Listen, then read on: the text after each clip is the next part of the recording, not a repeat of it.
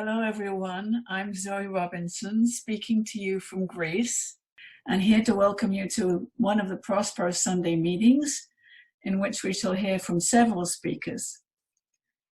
If you are new to us, the Prosperos is a school of ontology in which we study the science of the universal principle of being. The title of our presentation today is The Shift as Initiation Within Consciousness. What is it, and what are the implications for each one of us and humanity as a whole?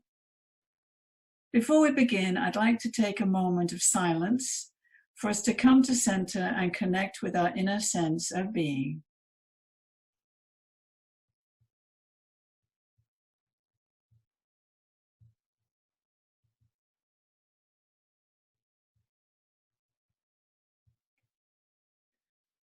To continue on, and in relation to the shift and humanity as a whole, these words perhaps express where we are today. They come from Simon Mainwaring. There is a fundamental shift that social media necessitates in business today.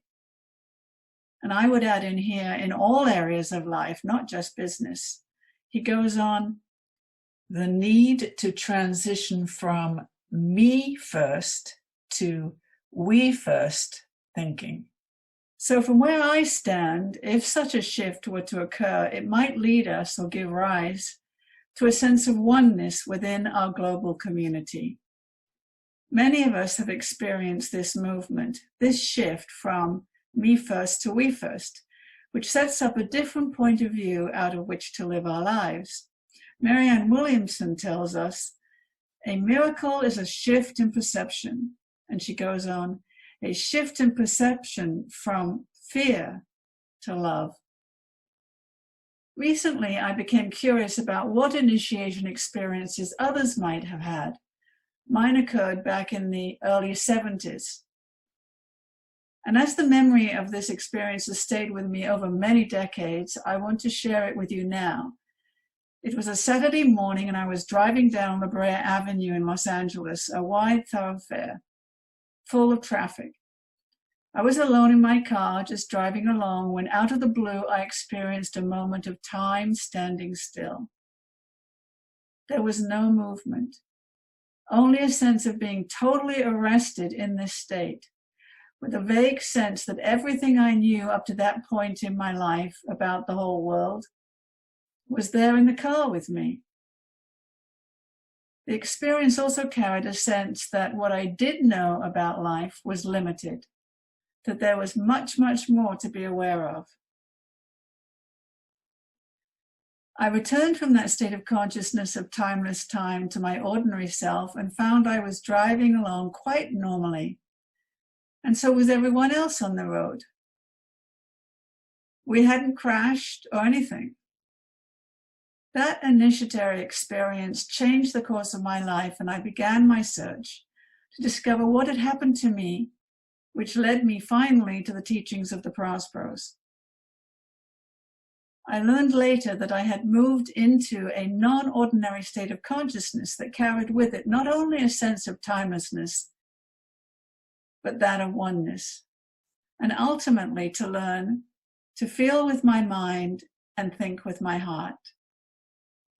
So now that I've shared my experience, I'm very interested to learn about the initiatory experiences others have had. And so I'm happy to welcome our first speaker, Richard Hartnett. Richard?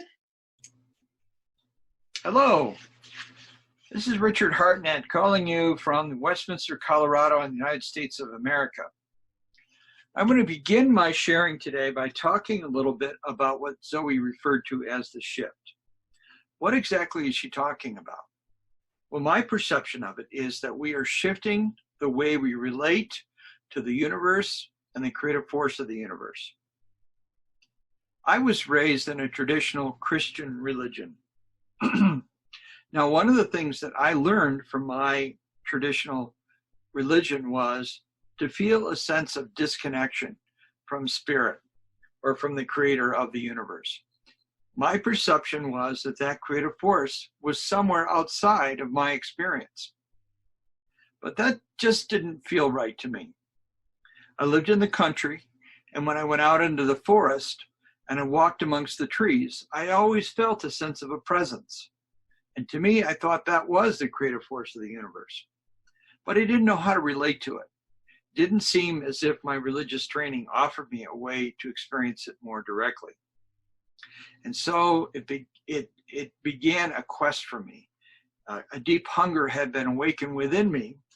And as a result of that hunger, I knew I had to find a better way to relate to the Creator. So what I did was I literally drove across the United States from New York to California in search of new understanding.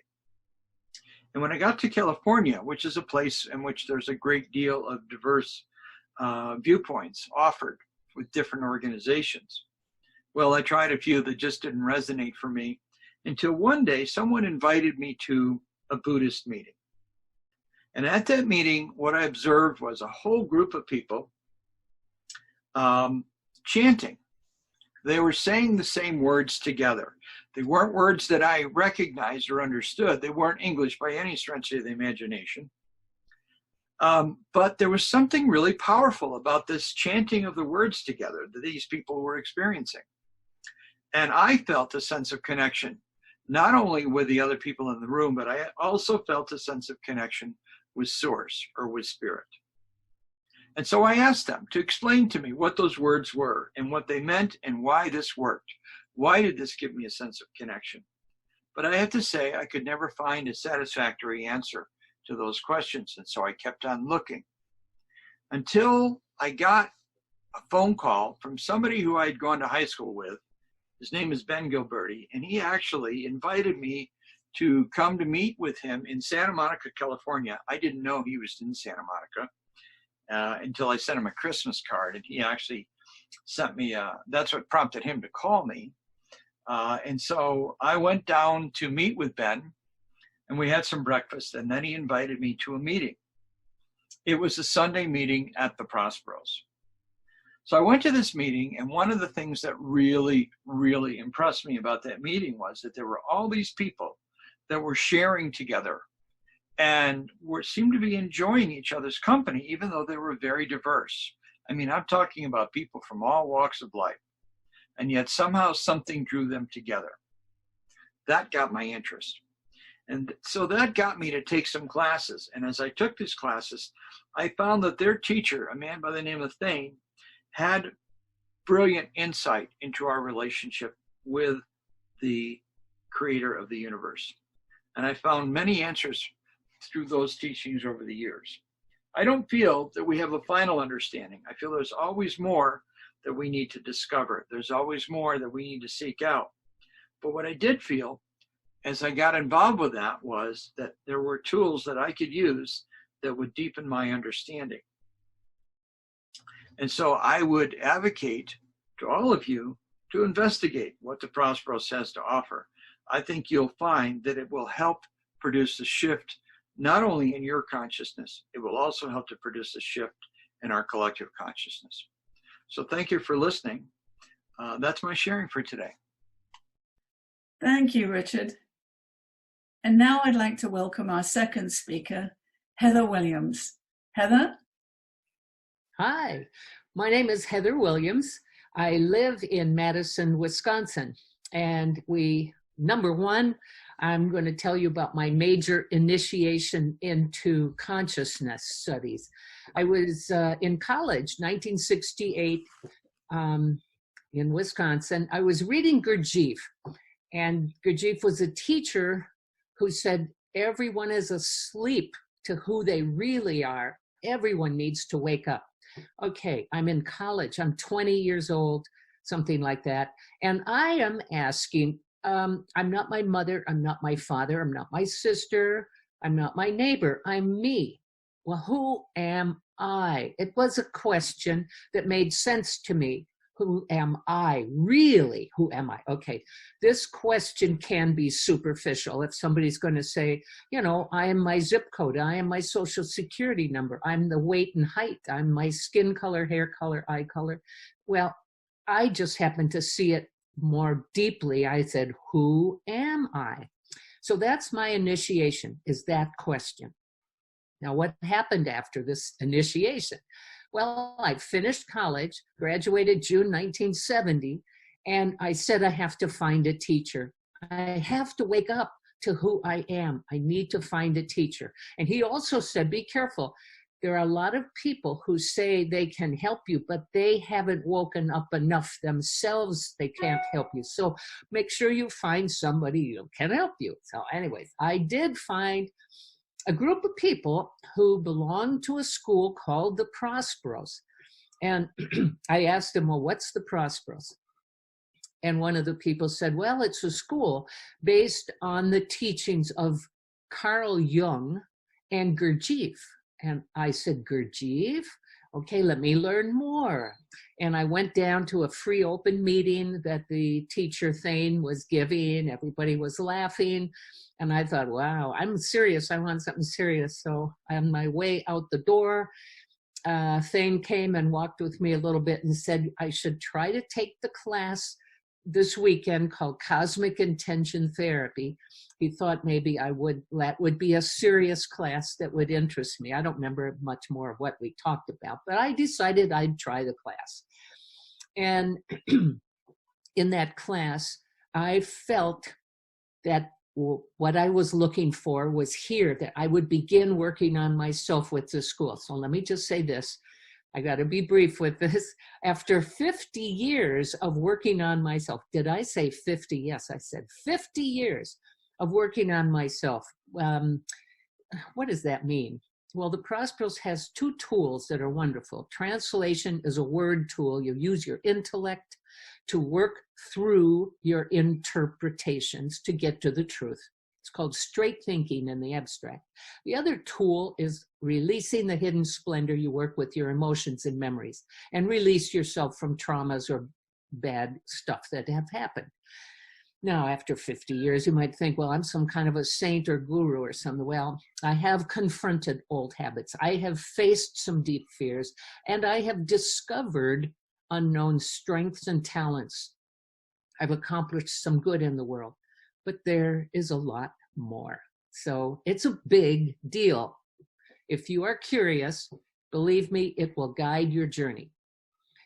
Okay, so now the implications that are going on in the world today. What are the implications for working with consciousness today? It's huge. The big problems that we face today, climate change, plastic in the ocean, war, artificial intelligence, enormous amounts of problems that we cannot solve by using some of our old patterns. We need to rethink ourselves, so to speak. And the Prosperos tools are excellent, capable of helping individuals transform themselves. And that's where we are able to transform the problems into solutions. So to me, the world that we see out there is an outpicturing of the world that is within us, and we must wake up to who we are. We are citizens of the universe, and we must do the work to reclaim our true identity as consciousness.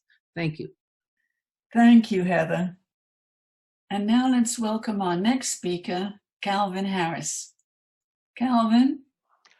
Aloha.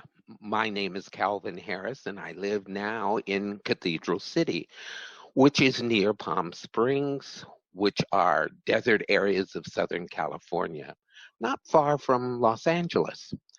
I am a transplant from the sea to the desert, which is a shift of view and perspective. Speaking of shifts in perspective, I would like to talk about another shift, an esoteric or initiatory shift that I went through. As a matter of fact, it shook my fundamental mode of operating within the everyday material world. Now, it all began as a regular part of my daily routine. One of which part of that was going to a health food store not far from my home and getting a protein shake. The proprietors were the Backlunds. And during my visits there, the store size had gone through many miraculous changes, as did one of the owners, Ruth Backlund. I was intrigued by this. But when she started talking about her group, and it appeared that it might be religious, I was sort of turned off. I really wasn't sure about the difference between religious and spiritual groups. And after years of thou shalt nots and shamings, I didn't want anything to do with another religious group. But as fate would have it, one day she appeared at my place of work, which was strange because it was on the other side of town, across town. It was at a new grand hotel in the up-and-coming part of Los Angeles called Century City. She had come for an open meeting put on by her group, which was called the Prosperos. She was coming out of this meeting as I was coming down one of the hallways from the other direction. And after being surprised in seeing her and our cordial hellos, she asked me what I was doing the next night. But before I could put her question into context of what she was asking, I heard myself say, nothing. And she said, good. She had, then you could come to our meeting the next night. Well, I guess I had put my foot in at that time. I reluctantly went to the Prosperos meeting, and the speaker, Perry Dickey, a mentor within that group, was speaking.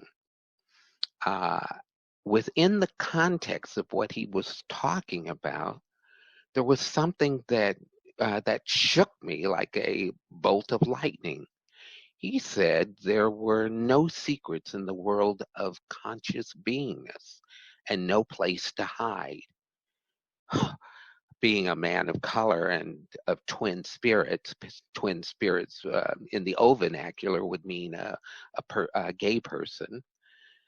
And having lived in a predominantly white, straight, Anglo-Saxon culture, you learn to be silent and hide your feelings and thoughts enough to be almost invisible to what you are. But those words of Perry's, no place to hide, no secrets, open me up to a new version of reality and a way to reach new understanding and new ways of being. It was initiatory shift, one in material duality to one in spirit, and within consciousness, a shift in awareness or conscious that to see new potential and purpose, a different point of view, a different way to live within the world, one more inclusive, and more importantly, one with more love or agape, or with aloha. Thank you. Thank you, Calvin. Okay, so Pam Rodolph. My name is Pam Rodolph, and I'm talking to you from the middle of the Bible Belt, Oklahoma. And that ought to show you that consciousness can overcome all odds. There are two shifts in my life that I want to talk about. It won't take very long. The first was my beginning pursuit of the absolute. In my 20s, I became very ill. I lost 30 pounds in a month. I had experienced paralysis of limbs and fainting spells. And my doctors could not find out what was wrong with me. They obviously eventually convinced me that it was all in my head. So one day at work, I was sitting and I was exhausted and weak, and I began to write, why was I so crazy? There was a sudden explosion of energy that I experienced, and I experienced it as total, complete health to a degree that I had never experienced before. And the word diabetes pressed into my mind with such absolute certainty. And of course, I called the doctor and asked for that test. As it turned out, it was hypoglycemia, but the test was for both.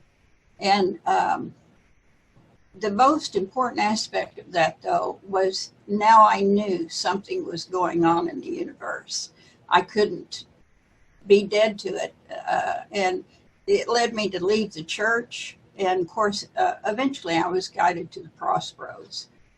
But then I want to talk about a second shift in my life that came many years later. And I'm pretty sure it's because of all of the work that I've done on myself through the years, using the techniques that the Prosperos teaches for mainly.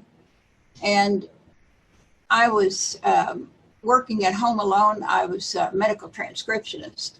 And one day I just felt this need, this nudge to stop work.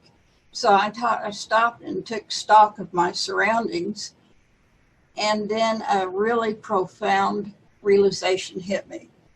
I was happy, and I'd been happy for a while. And I knew that something had passed away. My rage was gone. I had carried a rage inside of me from childhood. Sometimes I knew about it, a lot of times I didn't. But I realized that I had begun to experience life differently than I ever had. And that instead of clutchiness and scorekeeping, my energy began to flow outward. Naturally, you know, it seemed like I was just naturally willing to help people rather than go to war with them. And people that I found that I liked and accepted, all kinds of people that at the least I'd been judgmental towards, and at the worst downright hated. I realized I'd started treating people without guile, but with respect and an attitude of being helpful. So my focus had shifted from trying to win arguments and win out over others to seeing solutions. You know, in the midst of the conflict, I found that I was being calm and saw way past the conflict. And so I'm going to end with this, that particular experience has convinced me of two things. Number one, that permanent change is a reality. And also, I really believe that the general consciousness of mankind can make that shift. And so, I mean, I think the work that we're doing is just so important.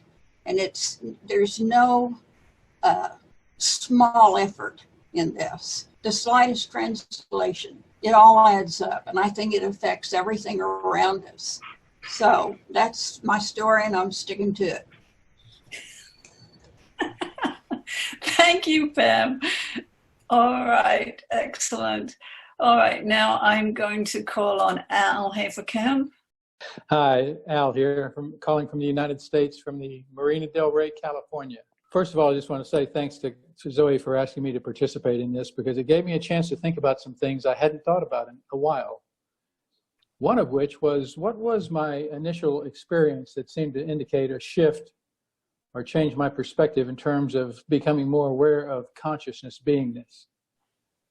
And I started thinking back, and I went back to 1970. It was on Oahu, North Shore in Hawaii. I was there as a member of the Medical Corps of the U.S. Army of the Pacific. I was a social work technician who was working with young men coming back from Vietnam, because this was during the wind down from the main fighting. And I was frustrated a lot because we didn't seem to have anything, good tools to give these young men so that they could work on themselves and get their sort of life back in order after going through PTSD, the enormous pressure of being in combat situations for 10 or 14 months, and all of the strains that had put on their domestic life, you know, wives at home, children at home, and that sort of thing.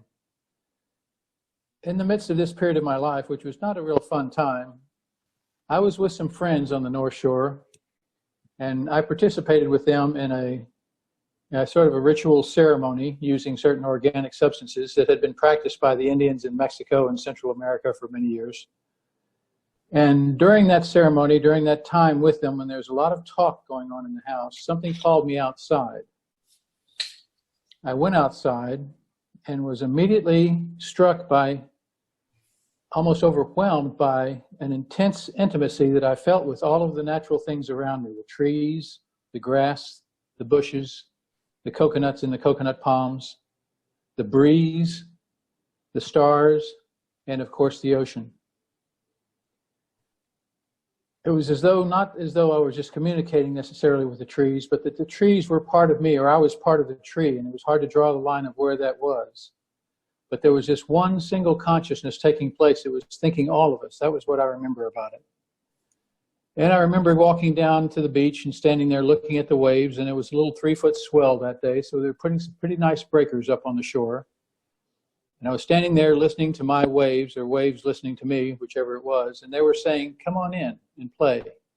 Come on in and play. Come on in and play." And I stood there on the beach, and I chuckled, and I said, "I'm not going to come on in there and play with you. You carry me out in the middle of the ocean, and I won't be able to get back, you silly things." And then the waves kind of chuckled back at me, and we went our separate ways. About 2 years later, right after I had taken my first translation seminar up in Northern California, I had just left the house and was walking through the apple orchard that was next to this house where the seminar had been given.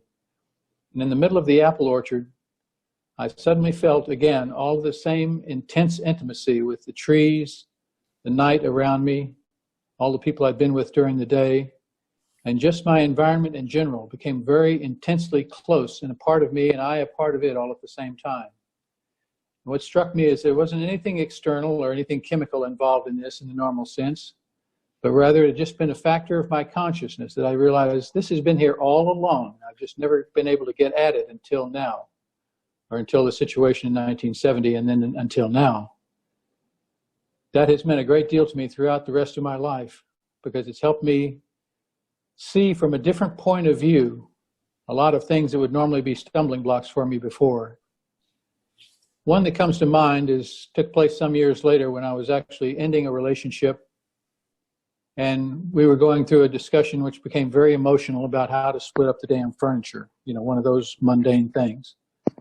But in very extremely emotional situations, especially if there was a woman crying or getting very emotional, my tendency had always been to sort of buckle and say, "Oh, no, don't feel bad. You can have whatever you want." In this case, in the middle of the discussion, when she started crying and carrying on, and I'd been crying a bit myself, there's a voice that came out of me that I'd never heard before. And it wasn't a voice of, "Oh my God, it's my fault. I'll let you have anything you want," but rather a voice that said, "You're the equal of me and I'm the equal of you. And I respect you and you respect me. And what we have here is something that we're together on and not separate on." And I continued with words that were coming out of that vein, and we settled the issue of the furniture in quite a different way than normally would have happened in my life. And we were much better friends as a result of that experience. There's something about letting go of an old idea about yourself by using your ability as consciousness to think up to and include yourself in and include in you this idea of singleness of consciousness, singleness of point of view, not the egocentric point of view, but rather the singleness of the ability to create and govern thought that's always in us all the time. What this society needs today, when we're going through so much separation, so much antagonism, is a practice, a way of saying that the truth of this situation, not only a way of saying, but the way of demonstrating to ourselves the truth of the situation, that we are all bound up together. We are all one mankind, so to speak, or person kind. It's all we've got. And if we operate with that idea, with respect, and seeing each other as a mirror to ourselves as opposed to an adversary, we can. I agree with Pam. We certainly can make the change we need to make, which is a shift in personal and social identity, so that we can go from one way of thinking to another. I'm deeply grateful to be involved in an organization that's about that work. I mean, we may be doing good one day or not that good the other day, but we're about that work, and that work will prevail. And I'm just proud and grateful to be a part of it. So thanks very much. Thank you. Thank you all so much. This has been very rich in terms of your sharing and your points of view. And I hope that it's helped everybody listening in.